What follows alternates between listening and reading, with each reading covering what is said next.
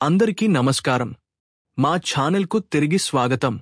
మీ తదుపరి జీతం స్లిప్ మిమ్మల్ని గర్వంతో ఉప్పొంగేలా చేస్తే, చివరికి మీ కష్టానికి నిజంగా అర్హమైన ప్రతిఫలం లభిస్తుందని భావిస్తే, సోషల్ మీడియా సందడి చేయడం, సహోద్యోగులు సంబరాలు చేసుకోవడం మరియు పెన్షనర్లు ఎంతో అవసరమైన భద్రతను అనుభవిస్తున్నారని ఊహించుకోండి.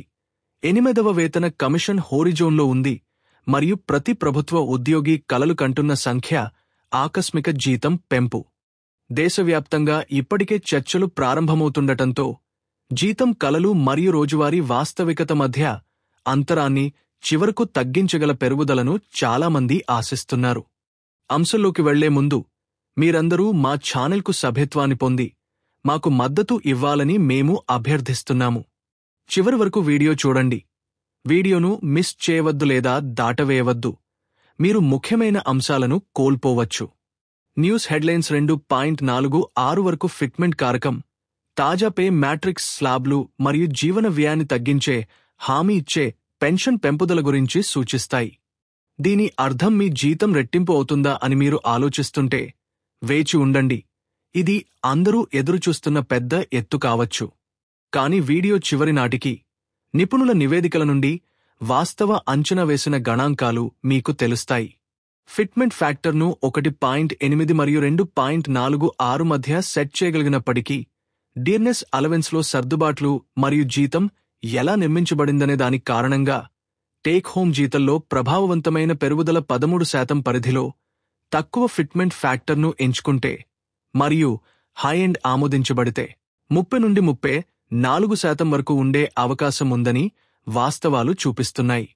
ప్రారంభ ఆశ అర్థవంతమైన పెరుగుదలకు సంభావ్యతపై ఆధారపడి ఉంటుంది మరియు పెద్ద ప్రణాళికలు రూపొందించే ముందు వీక్షకులు పే కమిషన్ గణితం ఎలా పనిచేస్తుందో ఖచ్చితంగా అర్థం చేసుకోవాలి. 8వ వేతన కమిషన్ ఒక పెద్ద అపార్థం ఆధారంగా ఉంది. మీ ప్రాథమిక వేతనాన్ని సవరించడానికి ఉపయోగించే ఫిట్మెంట్ ఫ్యాక్టర్ అంటే మీ మొత్తం టేక్ హోమ్ అదే సంఖ్యతో గుణించబడుతుందని చాలామంది నమ్ముతారు. కానీ వాస్తవ గణితం పుకార్ల కంటే చల్లగా ఉంటుంది. 2.46 కంటే ఎక్కువ ఫిట్మెంట్ ఫ్యాక్టర్తో కూడా మీ మొత్తం జీతం 146% లేదా అంతకంటే ఎక్కువ కాదు, 30 మరియు 34% మధ్య మాత్రమే పెరుగుతుంది. వాస్తవం ఏమిటంటే జాక్పాట్ రావడం లేదు, మీరు నిరాశను ఇష్టపడితే తప్ప. కాబట్టి నిజమైన సంఖ్య ఏమిటి మరియు అందరూ దానిని ఎందుకు తప్పుగా భావిస్తారు? ఇక్కడ అసలు విషయం ఏమిటంటే, ఫిట్మెంట్ ఫ్యాక్టర్ అనేది మీ బేసిక్ పేకు వర్తించే గుణకం. ఇది మీ మొత్తం జీతంలో ఒక భాగం మాత్రమే. 7వ పే కమిషన్ కోసం ఈ ఫ్యాక్టర్ 2.57 కనీస బేసిక్ను 7,000 రూపాయల నుండి 18,000 రూపాయలకి పెంచింది. కాని మొత్తం జీతంలో సగటు పెరుగుదల కేవలం 14.3% మాత్రమే. 8వ పే కమిషన్ కోసం ఫిట్మెంట్ 1.8 నుండి 2.46 వరకు ఉండవచ్చు అని నిపుణులు భావిస్తున్నారు. కానీ దీని అర్థం మీ నికర జీతం రెట్టింపు అవుతుందని కాదు. ఎందుకంటే కొత్త పే స్ట్రక్చర్ అమలులోకి వచ్చినప్పుడు డియర్నెస్ అలవెన్స్ రీసెట్ వంటి అలవెన్స్లు, కాబట్టి మీరు అసలు పేమెంట్ పొందినప్పుడు కాగితంపై 2 మీ పెంపు తగ్గిపోతుంది. మొత్తం పెరుగుదల 30% మరియు 34% మధ్య ఉండవచ్చని యాంబిట్ క్యాపిటల్ విశ్లేషకులు అంటున్నారు. మరియు ప్రభుత్వం సంప్రదాయవాద ఫిట్మెంట్ ఫ్యాక్టర్ను ఎంచుకుంటే మీ పెరుగుదల 13% వరకు తక్కువగా ఉండవచ్చు.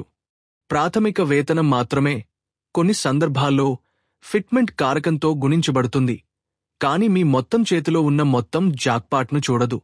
కొత్త వేతన కమిషన్ అంటే నిజమైన మెరుగుదలలు, కానీ అది సోషల్ మీడియా వాగ్దానం చేసే ఆకస్మిక లాభం కాదు. వైరల్ పురాణాలలో చిక్కుకోకండి.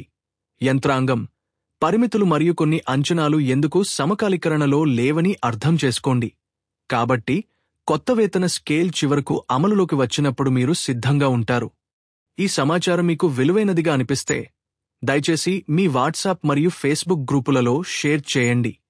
మీ ప్రశ్నలతో క్రింద వ్యాఖ్యానించండి మరియు వాస్తవ ఆధారిత నవీకరణల కోసం సభ్యత్వాన్ని పొందడం మర్చిపోవద్దు. ఈ వీడియో చూసినందుకు ధన్యవాదాలు.